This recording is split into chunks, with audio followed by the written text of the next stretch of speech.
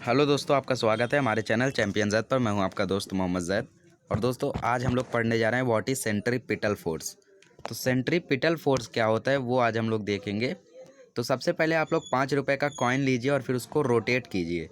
जब आप लोग उसको गोल गोल घुमाएंगे तो उसके बाद एक फोर्स आएगी। मतलब कि आपका जो हाथ है और ये कॉइन है, ये आपका हाथ सेंटर है, तो ये गोल गोल आप लोग सिक्के को घुमा रहे हो, मतलब सर्क्यूलर मोशन कर रहे हो।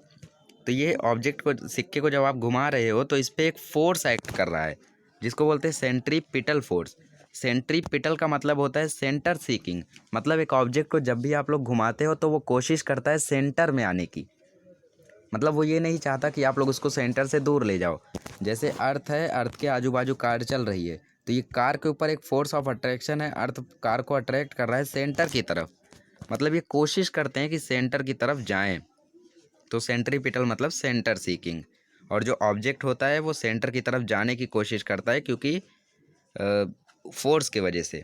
तो ये होता है हम लोग का सेंट्रीपिटल फोर्स। मतलब a force that acts on an any object moving along a circular motion is called as centripetal force. तो यहाँ पे देखिए, आप force acts on any object moving along a circle and it is directed towards the centre of the circle.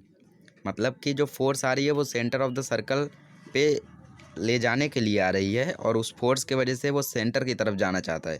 तो उस force को हम लोग बोलते हैं सेंट्रीपिटल फोर्स।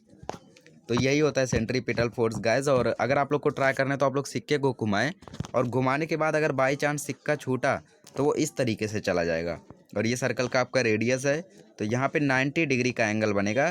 क्यों? क्योंकि ये टेंजेंट थियरम है। ये बना आपका टेंजेंट, ये आपका रेडियस, तो 90 डिग्री। तो ये सिक्का इसी तरीके से चला गया। तो ये होता है हम लोग का सेंट्रीपिटल फोर्स।